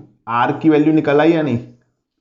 जब R की वैल्यू निकल आई है तब यहां से अपन चलते हैं, ठीक है। अपन को क्या गिवन है? अपन को गिवन है R की वैल्यू। तो R की वैल्यू क्या है? R इज इक्वल टू होता है A बाई P। आर की वैल्यू गिवन है 1.482 इज इक्वल टू ए की वैल्यू कितना है 50 है और पी की वैल्यू निकालना है, तो पी इज इक्वल टू कितना आया 50 अपॉन 1.482। तो ये वैल्यू बताओ कितनी आ रही है 50 डिवाइडेड बाई 1.482 अगेन 33.73 कितना निकल के आया 33.73 तो ये कैलकुलेट हो गया। तो फ्रॉम इक्वेशन टू से हम निकालेंगे 33.73 is equal to b plus 2y into cot कितना 38.65 डिग्री प्लस 0.674। तो ये वैल्यू कितना आ रही है जल्दी से मुझे बताइएगा, कितना आ रही है 1 डिवाइडेड बाई 10 38.65 प्लस 0.674, तो ये कितना 1.924 सेम 1.94, तो 33.73 plus b is equal to b plus 2y into 1.924। ये इक्वेशन नंबर 3। अब मुझे बताओ इक्वेशन नंबर 1 और इक्वेशन नंबर 3 से कुछ रिलेशन से समझ में आ रहा, दो इक्वेशंस और दो अननोन। तो हम क्या करेंगे इक्वेशन नंबर 1 यहां बी वाई है, यहां पर भी बी वाई लिख दो, ठीक है, माइनस इक्वेशन नंबर 2 और इसमें y का मल्टीप्लाई कर देना। इसमें क्या करना y का मल्टीप्लाई कर देना, और अगर y का मल्टीप्लाई किया तो इक्वेशन नंबर 1 कितना बन के आ रहा है b y plus 1.924 y square is equal to 50। Equation 2 में y का मल्टीप्लाई करो तो बी वाई इसमें y का मल्टीप्लाई करो तो ये कितना बन जाएगा 2 into 1.924 into y square is equal to 33.73 into Y.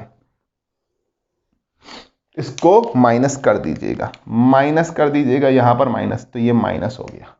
अगर ये माइनस हो गया है तो ये वैल्यू कितना निकल करके आ रही है ये मुझे बता दीजिएगा, ठीक है। तो 1.924 माइनस 2 टाइम्स ऑफ 1.924 मतलब 1.924, तो minus 1.924 y square is equal to minus 33.73 y plus 50। इस इक्वेशन को बनाइएगा 1.924 y square minus 33.73 y plus 50 is equal to 0। Equations बन गई या नहीं मुझे बताइएगा, इक्वेशंस बन गई, क्वाड्रेटिक इक्वेशंस हो गई। और क्वाड्रेटिक इक्वेशंस को सॉल्व कर लेते हैं। अब हम क्या करेंगे क्वाड्रेटिक इक्वेशंस को सॉल्व कर लेते हैं। क्वाड्रेटिक इक्वेशन को सॉल्व, तो on solving this quadratic equations जल्दी से सॉल्व कीजिएगा। अरे समझ में आ रहा है या नहीं पहले ये बताना यार, समझ में आ रहा है बिल्कुल। हमने क्या किया, हमारे पास जो डाटा था सबसे पहले ट्रेपेजॉइडल सेक्शन मान लिया, उस सेक्शन को मान करके पहले सबसे पहले थीटा की वैल्यू निकाल ली, क्योंकि जब हम एरिया निकालेंगे तो हमें थीटा का वैल्यू पता होना चाहिए। थीटा का वैल्यू पता करने का डिग्री में और रेडियन में दोनों में किया, वहां से एक इक्वेशन आई। दूसरा पेरीमीटर के लिए इक्वेशन चाहिए थी, क्योंकि दो पैरामीटर चाहिए थे हमें थीटा वी एंड बाय, तो हमें पेरीमीटर के लिए इक्वेशन चाहिए थी। और अगर पेरीमीटर के लिए इक्वेशन चाहिए थी तो तुम ये बात मान लेना कि पेरीमीटर के हमें वैल्यू नहीं पता है। उसके लिए क्या दिया था वेलोसिटी मैनिंग्स कोएफिशिएंट और s दिया हुआ था। तो यहां से r की वैल्यू निकाली, r से हमने पेरीमीटर की वैल्यू निकाली, पेरीमीटर की इक्वेशंस कंप्लीट की और फिर उसके बाद इन दोनों को सॉल्व करने की बात कर रहे हैं। तो अब हम सॉल्व करते हैं 1.924 minus 33.73 plus 50 is equal to, sorry मैंने गलत कर दिया है, 2 डिग्री, ठीक है। 1.924 minus 33.73 plus 50 is equal to, एक वैल्यू आ रही है 15.89 और एक वैल्यू आ रही है 1.63। एक वैल्यू आ रही है 15.89 और कितनी आ रही है 1.63 मीटर। तो ये दो वैल्यू आ रही है, तो हमें क्या करना है, कौन सा अडॉप्ट करते हैं हम हमेशा की तरह, adopt small value, adopt small value, हमें स्मॉल वैल्यू अडॉप्ट करना है। Hence y is equal to 1.63 metre. अगर y की वैल्यू मिल गई है तो हम बात करेंगे फ्रॉम इक्वेशंस, किसी से भी निकालो फ्रॉम इक्वेशन 1। अगर इक्वेशन 1 से y की वैल्यू मिल गई है तो अब हम किसकी वैल्यू निकालेंगे, हम निकालेंगे v की वैल्यू, ठीक है। तो अगर हम बात कर रहे हैं तो ये कितना देख लेते हैं, कितना आएगा 50 माइनस 1.924 इंटू वाई की वैल्यू कितना 1.63 का स्क्वायर और डिवाइडेड बाय 1.63। तो ये b की वैल्यू कितना निकल करके आ रही है 27.53 मीटर फ्रॉम इक्वेशन 1। इक्वेशन 1 से हमने ये कैलकुलेट किया है, किसी से भी कर लेना आप, इतना ही निकल के। तो आपका ये आंसर हो गया या नहीं, डिजाइनिंग हो गई। डेप्थ ऑफ फ्लो आपने मान लिया, ठीक है, डेप्थ ऑफ फ्लो मान लिया, और क्या माना आपने यहां पर, और आपने b की वैल्यू निकाल ली है। साइड स्लोप आपको पहले से गिवन था, साइड स्लोप ये आपको पहले से गिवन था, यहां पर ये 1.25 इंटू 1, तो ये थीटा हो गया था, तो वहां से आपने थीटा कैलकुलेट किया और ये सारी कैलकुलेशन कंप्लीट कर ली है। क्लियर हो रही है बात। और अगर नहीं दिया होता तो कितना मानते आप 1.5 हॉरिजॉन्टल टू 1 वर्टिकल मान करके इसको सॉल्व कर लेते, ठीक है। अगर मान लीजिए इसी में मैं अगर ट्राइंगुलर सेक्शन अडॉप्ट कर लेता हूं with circular bottom, triangular section adopt कर लेता हूं विद सर्कुलर बॉटम, सारी कैलकुलेशन बहुत आसान हो जाएगी या नहीं। जो यहां पर पेरीमीटर आपने निकाला हुआ है, ये पेरीमीटर बहुत आसानी से कैलकुलेट हो जाएगा, क्योंकि r इज इक्वल टू कितना हो जाएगा y/2, r is equal to y/2। तो सबसे पहले तो इसी तरीके से पूरा y की वैल्यू वहां निकालोगे, फिर v की वैल्यू निकालोगे, फिर r डिफाइन करना बहुत आसान होगा, r is equal to y/2। r is equal to, आप उसमें क्या लिखोगे, अगर ट्राइंगुलर सेक्शन लिया तो क्या लिखोगे, r is equal to y/2। b calculate करना नहीं है वहां पर, तो सिंपली r की वैल्यू आपने यहां से कैलकुलेट कर ली थी, r की वैल्यू यहां से कैलकुलेट कर ली थी 1.482, और y/2 y की वैल्यू निकाल लोगे 2 पॉइंट जितना भी आ रहा है 2.8 समथिंग जितना भी आ रहा है, तो वो निकाल करके आप सॉल्व कर लोगे या नहीं।